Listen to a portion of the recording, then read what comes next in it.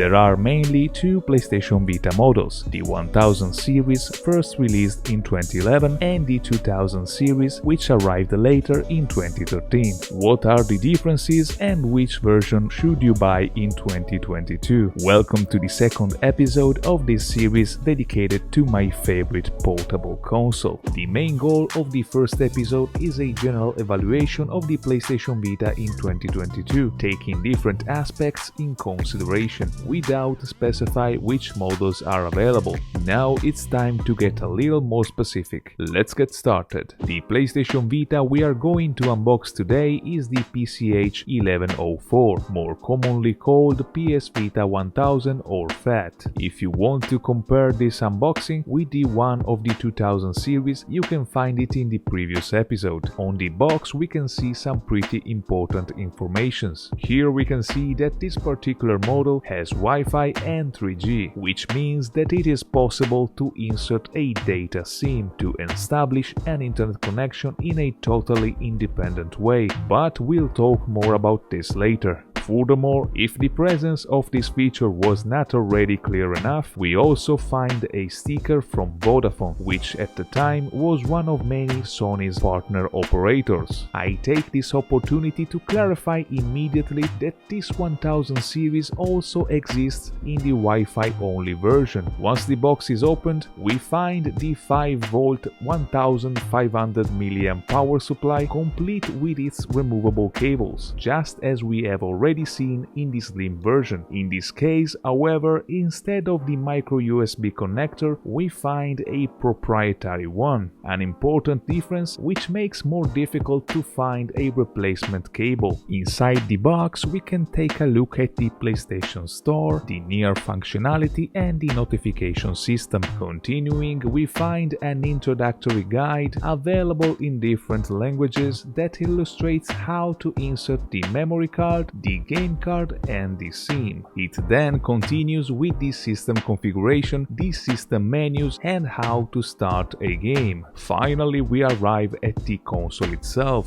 but before freeing it from this plastic sleeve, after so many years, we must see what's left inside the box. We have the usual safety and warranty booklets, followed by an advertisement for the PlayStation Network that emphasizes the ability to play online for free. The good old times. Continuing to dig into the box, we find this nice pack of cards that are meant to be used for some augmented reality games. Through the PlayStation Store, you can download some of those titles that are also free. In the newer version, the PS Vita 2000, these cards are not included. And finally, let's take a look at this amazing console. I want to clarify immediately that the protective film that you probably can see on the screen was not included. I applied it many years ago. In my opinion, the 1000 series has a much more serious design than the newer one, with these silver edges that create a nice contrast between the front and the back. As the 2000 series, this one has a very modern look and it feels like a solid and high quality device. After so many years locked in a box, the legendary PlayStation Vita 3G awakens from a long sleep. We arrived to one of the most important parts of this video, the comparison between these two versions. Let's start with the dimensions. They are quite similar, but as you can see, the 1000 series is much thicker. The weight difference is slightly noticeable. The slim weighs only 219 grams. The Wi-Fi only FAT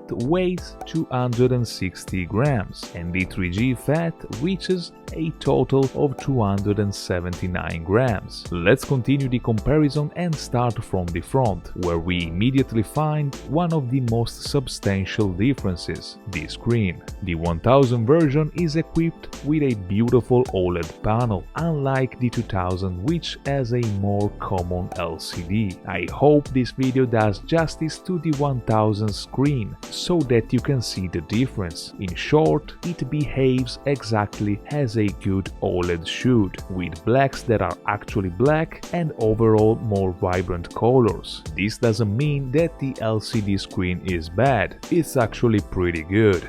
They're just two different technologies. By the way, the OLED is not perfect. In fact, it is subject to some problems that much more rarely affect the LCD as well. For example, we have the burn-in, which is that phenomenon which many of you already surely know, in which the more static images on the screen, if left there for too long, tend to remain permanently imprinted due to wear, or rather a uneven degradation of the pixels themselves. Fortunately, all of my OLED Vitas are free from this problem, so forgive me, I cannot show you this in detail, but you can find many examples online. Another problem, or it would be better to say, a very common characteristic of the OLED panels of the Vita 1000 is called the Mura effect. I'm pretty sure that both of my OLED Vitas had this problem years ago. The strange thing is that after recently turning them back on to record this video, they both looks perfect. I don't understand if the OLED panel healed in some way by staying switched off for more than a year, or it's just me slowly going crazy. Anyway, I'll try to explain this problem using some images I've found online. It comes in the form of black spots, visible for example when viewing a completely black screen, like during a loading or in general in slightly darker scenes. I defined it as a characteristic because from what I understand it is present in all or almost all of the OLED panels produced in that period. However, I feel I can also define it as a problem, since for many, including myself, seeing those spots on the screen can be very distracting. Continuing to examine the two versions, I can tell you that in terms of controls, the buttons and the joysticks give me the same excellent feedback in both. The only difference we can see is mainly aesthetic. The start and select buttons in the 1000, very small and sometimes difficult to press, in the 2000 have been rounded and enlarged. Speaking of buttons, inside of the 1000 series PlayStation button we have the notification LEDs. In the newer model they have been removed and repositioned. Let's quickly talk about the speakers. At first I thought they were the same in both,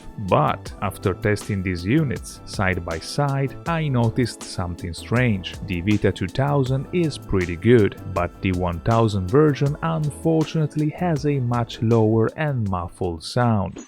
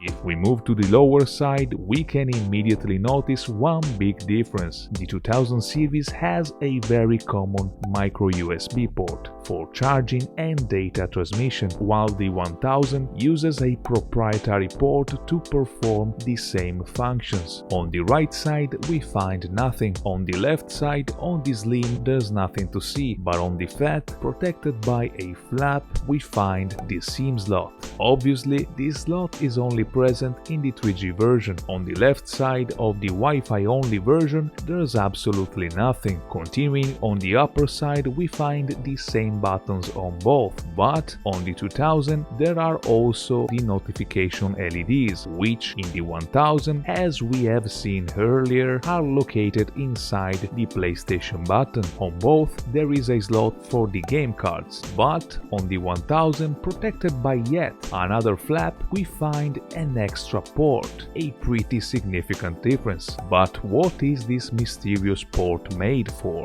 Nothing. The theories online are many. Even today, after so many years, no one knows exactly its true purpose. Could it be a port meant for connecting different accessories? For example, how nice would it be to clip on and connect an external UMD reader to play your PSP physical library? Okay, maybe I'm dreaming a little too much. Maybe this port was designed to allow the console to have a video output. After all, the PlayStation TV, which we will certainly talk about in a dedicated episode, came out just about 2 years after the PlayStation Vita release. Maybe the PlayStation TV was conceived at the last moment, with the production of the PlayStation Vita already in an advanced stage, and Sony simply decided not to enable the video output feature and just ignore it. Unfortunately, only Sony knows the truth, so we can only wait and hope that some former employee will reveal it to us sooner or later. Finally, moving on the back of the consoles, we can see that the 1000 has a slightly larger touchpad. One last important difference that I would like to point out is the internal storage. The slim version has 1 GB available, while the fat has nothing. Okay, everything is clear. We now know all the differences. But which is the best version to buy in 2022? Well, it depends on what kind of person you are and how you would like to use it. There is no perfect model, each has its strengths and weaknesses. As for the size and weight, the 2000 is more compact and light. In long gaming sessions, for many people this could make all the difference. With about an hour more of playtime, in terms of battery life, the 2000 has a good advantage. In my opinion, when it comes to ports, unless the proprietary version offers higher performance or some kind of particular advantage, using a more standard one common to other devices, such as the 2000 micro USB port in this case, is always an undoubtedly superior choice. As for the screen, I don't see a real winner or loser. The OLED panel has an objectively better performance, but as we have already seen, it is not without flaws. The LCD, on the other hand, has no particular defects. Also, you will notice the difference with the OLED only by having them side by side. In normal use, the LCD still proves to have excellent performance. The notification LEDs inside the PlayStation button on the FAT for some people can be annoying, especially in a dark room. It can be too bright. It must be said, however, that other people may like it, so I consider both solutions to be equal. The 1000 version has no internal storage. This makes it practically mandatory to purchase one of those expensive proprietary external memories, because without it, it will not be possible to save your games or download anything from the PlayStation Store. If your intent is to mod the PlayStation Vita, there are ways you can do everything without any proprietary memory card. However, it is highly recommended having one, since the most common ways to start the process of modding needs some sort of internal storage, like in the 2000 series, or at least the proprietary memory card. This doesn't mean that the 1 GB of internal storage on the slim version is enough. You'll be very limited, but it certainly comes in handy to have it. In the particular case of the Vita 1000 3G, we also have the SIM slot, something that we started talking about earlier in this video. If you're planning to use the 3G network to play online, unfortunately you'll be disappointed. This connection on the PlayStation Vita was mainly designed to download games from the PlayStation Store, browse the internet, watch videos, use some social networks, receive emails, and exchange messages with friends on the PlayStation Network, all features that today we are used to have on our smartphones. On the Vita, unfortunately, due to lack of support, a few of them became unusable. The only valid reason in 2022 to prefer a 3G 1000 series to any other variant is modding. In fact, through an adapter, it is possible to replace the 3G module inside with a micro SD reader. This allows you to have a modded console with some sort of very cheap internal memory. This way you can keep the game card port free, so if you want to play some physical games from time to time, you definitely can. Just to be clear, if you decide to mod any of the other models lacking a 3G module instead, the game card slot will be occupied by the micro SD. We end this part with the price. The 1000 seems to be the most wanted version for its OLED screen, and in the case of the 3G variant, for the greater flexibility in the modding compartment. On the price, however, we could stay here to discuss endlessly. There are always opportunities regardless of the version. Let's just say that the 1000 version, seen by most people as the more premium one, tends to have a slightly higher price than the 2000. In conclusion, even if from my evaluation the 2000 version seems the superior one for many reasons, I want to be very clear that the best model of PlayStation Vita doesn't exist. The 1000 series and the 2000 series are both valid. It all depends on how you want to use it, and ultimately it is also a matter of taste. For example, despite having all the models available, I only use the slim one, because I appreciate the smaller size, the reduced weight, the better battery life, the micro USB port, and the excellent and pretty much flawless LCD screen. Furthermore, I have never been interested in modding, so I don't mind the lack of the 3G module. Everyone has their own priorities and tastes, so I hope this video has been somehow useful for you to understand which model suits you the most. Let me know in the comments down below which PlayStation Vita you own, or which one you finally decided to buy. And don't forget to subscribe to not miss the next episodes. Thanks for watching, and I'll see you in the next one.